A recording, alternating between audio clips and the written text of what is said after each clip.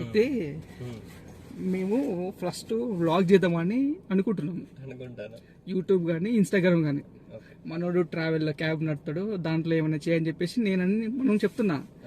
ఎట్లా బ్రో మళ్ళా మంచిగా పర్ఫెక్ట్ రావాలి, ఫస్ట్ మనమే చూసుకుందాం అని చెప్తుండు. పర్ఫెక్ట్ గురించి మాట్లాడాడు. పర్ఫెక్ట్ గురించి మర్చిపోవాలని నేను చెప్పేసిన. పర్ఫెక్ట్ గురించి మర్చిపోకూడదు, మర్చిపో అసలు.